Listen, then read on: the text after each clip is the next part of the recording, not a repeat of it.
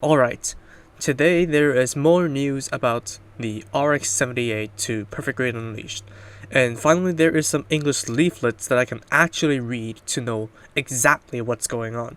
So I'm going to be doing this video as a follow-up and to rectify all the mistakes that I made in the previous video. So yeah, I am so sorry that I don't know anything beyond what the RX-78 is to me in the kits that I've actually built.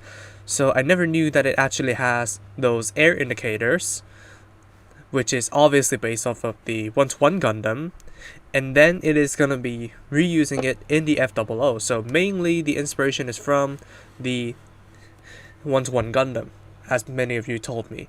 And apparently LED beam sabers are a thing in the past, but I do not know whether or not they're going to be putting in some improvements, if so, how, but yeah, it does intrigue me to kind of take a look at some reviews when I actually have the time. And that the opening hatches gimmick is basically in a lot of perfect grades.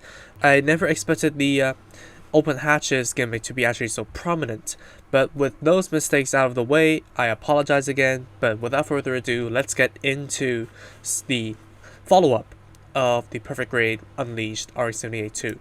So of course this is gonna be, I announced the release date is gonna be 27,500 yen in December, so totaling up to 20 releases for December, which I don't know how they're gonna manage, seeing that they only managed to put out the schedule for 4 kits of October right at the end of September, when usually the schedules are released a few days before the end of the month.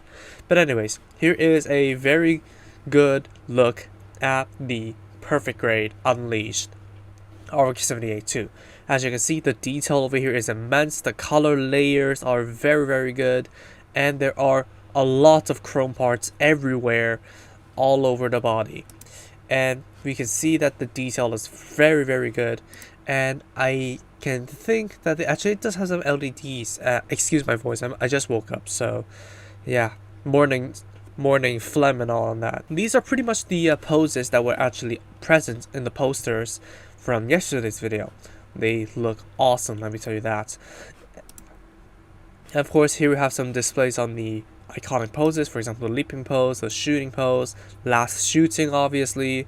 When the hell are we gonna get a Perfect Grade Zeon? Nobody knows. And here we have the inner structure that looks pretty nice. And it looks as though these pieces are going to be clear yellow, the Vulcans are going to be in chrome gold, pistons are going to be chrome silver, chrome gold, the joints over here are going to be using kind of like a more greenish chrome gold, I think. I don't really know my colors too much, I just woke up as I just said. And of course here we have kind of like a separation of the layers in the RX-78 too.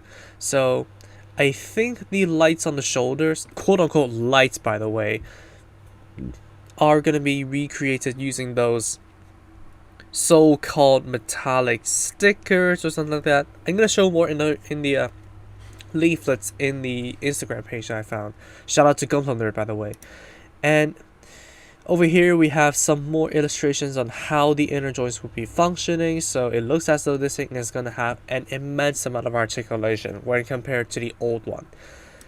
And of course here we have different lighting setups. Apparently the lights can glow blue. I can't think of a canon reason as to why the lights can go blue, but I think this is just wired into the lighting kit, because this kit is probably going to be using the RGB lights, although you can create yellow lights with red and green only, and this is basically all this kit ever needs.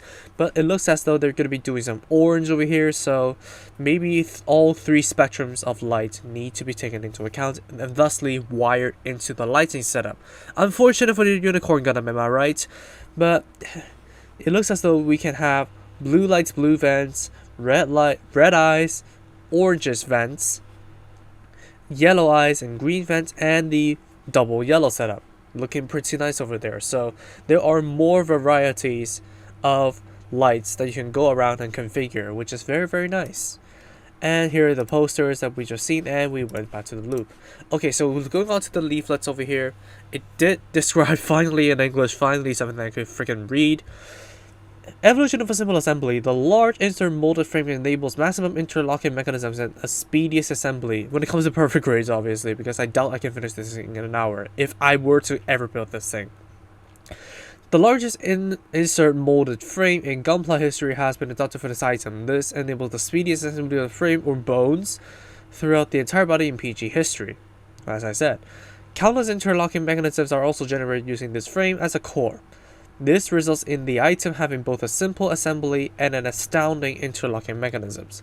So it sounds like there are going to be locking mechanisms. I hope that the joints are not going to be ratchets, considering that they're going to be using a pre-molded frame. It's kind of similar to the older real grades. It does honestly cast some doubt even on me, even though I'm not going to be picking up that kit. But interlocking mechanisms, I wonder how that is going to take place, because I don't imagine the joints being ratchets or something like that. So maybe the joints for the shoulders and the entire leg movement are going to be using interlocking mechanisms. I'm not really too sure on that front. Large insert mold frame. This is the largest insert mold frame in Gunpla history. It has both astounding interlocking mechanisms and a simple assembly. Now, yeah, that's where it has me, but I'm not going to dig deeper into that. But yeah, it's going to cast a little bit of doubt on me, especially when knowing that the pre-molded frames are terrible in real grades. Speediest assembly of the frame. The speediest assembly of the internal frame throughout the entire body in history. Blah blah blah. Basically talking about how fast you can assemble this. Well, it does come to the other builders in that front, because I'm not going to pick up this kit, as I said multiple times in the past. The ultimate articulation mechanism. Oh, that's what that says.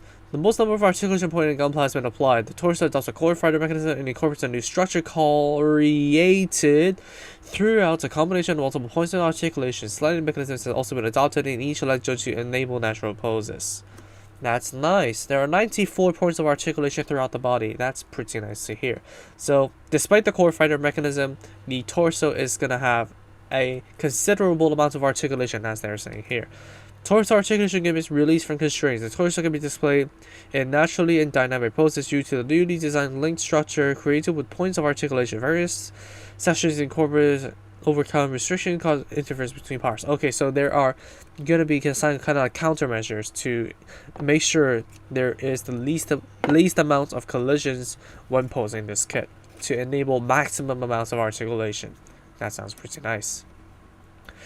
A visually stunning multi-layer structure. Multi-layer structure created to a meticulous analysis of the settings. The outstanding details are achieved through an intricately calculated internal structure. So basically what they're calling here the truss frame. So yeah, there's going to be a multi-layer endoskeleton, so that could be pretty nice. Two tones of metallic expression enabled throughout the plate of parts and metallic plate colors. Yeah, so as I said, Vulcans, joint pieces, and the pistons are probably all going to be in chrome pieces. Truss frame. Parts with metallic colors have been used to create metallic expressions. Mechanical structure for particular aesthetics, basically what they set up there. So yeah, metallic parts are going to be used throughout the entire kit. Diverse material expressions. Various materials such as secondary processed parts applied with the magnetic chrome plating, as well as metallic parts and newly developed etching stickers have been used to create an awe-inspiring appearance that exceeds the concept of plasmodic kits. These materials allow for the item to be assembled with a high degree of completion by any person. So basically what I mean by the lights on the shoulders are basically this. They're going to be using etching stickers. So I'm not going to be sure how that is going to be working, but they basically are going to be using kind of like 3D stickers in order to create the smaller details of this kit. So for example, the lights on the shoulders, as I mentioned multiple times. So I really hope that this can be used in more kits in the future. So this is probably going to be where they start to use 3D stickers for some of the kits, especially the larger ones. But hopefully this would be implemented into more like general kits. So for example, the high grades and all that kind of stuff with poor color separation, they may be able to use these 3D stickers in order to create those details and color separation. So I can imagine the Marcosius having these things over here, and it will benefit it a lot. Metallic part colors adopted for the truss frame in the certain section of certain armor. So yeah, metallic parts. 3 types of plating. Silver, chrome, and gold colors have been used abundantly. Yeah, they will add to the metallic expression and the detail, so they maybe fully intend for the inner frame to be its own display piece. So maybe you will want to pick up two. I don't know what you're gonna do with the external armor, but I don't know. If you like the inner frame, you can display it as the inner frame. It looks very, very nice, especially considering this thing 8 types of fixed hand parts. So I was wrong. So they're gonna be using fixed manipulators. I think it's due to the fact that the free hands are crap in the past. So they're going to be adopting fixed hand types for this perfect grid right here. Chrome plate parts have been used for their internal structure to give them high quality textures. No doubt about that. Vulcan guns have been recruited aluminium parts, or aluminum if you're from America. So aluminium. Does that mean the Vulcans are actually going to be metal? Because that kind of explains kind of why this thing is so expensive. Because aluminium, it's no mean feat in a model kit. So yeah. Metal parts. Metal parts have been adopted for the verniers. These are going to be metal parts as well. Probably just a metal composite that they use in the metal builds. But considering the fact that aluminium and metal, that's why this thing is going to be probably very expensive. That's why this thing is probably going to have a pretty good display. But that does contribute to the price right there. Armaments with magnet mechanisms. Magnet mechanisms in the shield have been incorporated for the first time in Gunpla. Well, not the first time to use magnets as a whole, because the Unicorn Gundam Perfect Grade, as far as I know, have magnets inside of the V-fin to make sure it stays shut in Unicorn mode. The iron plates and magnets allow for the parts to be magnetically connected. So maybe there are going to be magnets inside of the forearms to stick on the shield. It's probably going to be a strong magnet at that. In return, you do get quite a solid connection. And what I think they mean, now that I look at the connector over here, is that the strut, not the strut, the connector that it's going to be using to connect the shield onto the arm is probably going to be utilizing a magnet instead of the shield itself. Or maybe the shield has a magnet inside of it to connect to the connection point, which in turn connects to the arm with a magnet. I don't know, but it's interesting to see the magnets being used more prominently throughout the kit instead of just shutting a V-fin. And okay, this is messed up. And yeah, this is a little bit messed up. I can't find these photos anywhere. So a new full blank. Okay, so it's basically talking about the opening hatches schematic. Compounds have allowed to be fed parts. Okay, that is talking about the LED beam sabers, but we are now talking about the hatches over here. The opening hatches, 53 opening hatches, the most opening hatches in history Gunpla. Now that is what I don't know about. Like, I'm not really too sure what they're boasting here, but because I'm not too familiar with perfect grades, honestly, so if you do have a perfect grade that has opening hatches at home, please tell in the comments below how many hatches that kit actually has, because I am not too sure about this statement here. But the opening hatches does look very, very nice. And of course, here are some preview photos. More than 90 points of articulation. Okay. The most number of articulation points in the gun plasma are applied throughout the body. Good to know. And of course, here at the lighting system again.